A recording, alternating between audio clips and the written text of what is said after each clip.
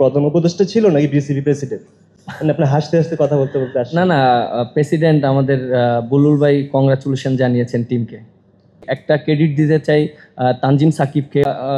এক এক হয়েছে অবভিয়াসলি।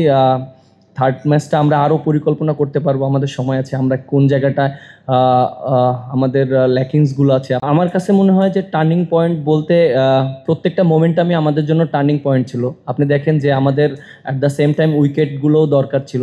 তানভীর যেভাবে বোলিং করেছে ও কুশলের উইকেটটা যেভাবে নিয়েছে, কারণ আপনি দেখেন 9 ওভারে প্রায় 70+ রান ছিল।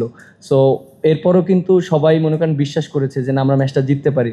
তানভীরও ওকে যখন আউট করে দিয়েছে এবং মিডল ওভারে যখন শামীম পাটোয়ারি ভালো বোলিং করেছে এবং আমার কাছে মনে হয় যে মিডল ওভারে যে বোলিংগুলো হয়েছে ও তানভীর শামীম পাটোয়ারির যে 9টা ওভার, এই 9টা ওভার আমাদের টিমের জন্য অনেক অ্যাডভান্টেজ ছিল।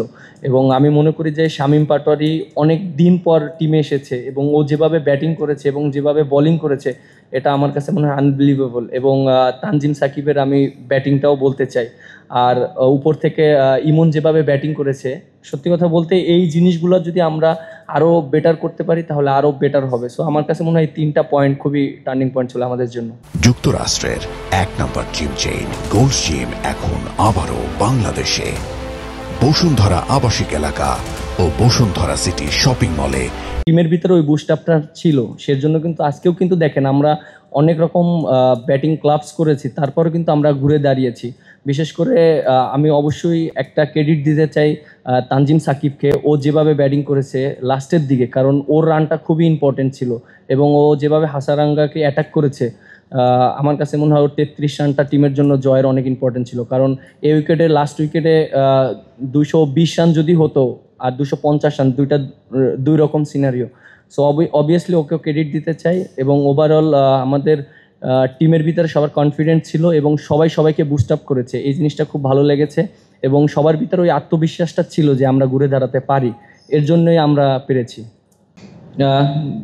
ওভারঅল সত্যি কথা বলতে যে আমরা খুব ভালো ক্রিকেট খেলেছি এবং আরও কিছু জায়গায় যদি আমরা ভালো করতাম তাহলে আরও বেটারমেন্ট হতো। বিশেষ করে আমরা 50 ওভার ব্যাটিং করতে পারিনি, এটা একটা আমাদের অবশ্যই 50 ওভার ব্যাটিং করা উচিত ছিল।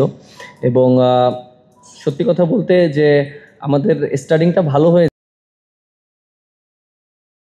ওর পার্টনারশিপটা খুবই ইম্পর্টেন্ট ছিল শান্তর জন্য। শান্ত আরও যেভাবে খেলেছে এবং তাওহিদ হৃদয় যেভাবে উইকেট পড়ার পরে এক সাইড আগলে রেখেছে, এটাও একটা ভালো পজিটিভ ছিল।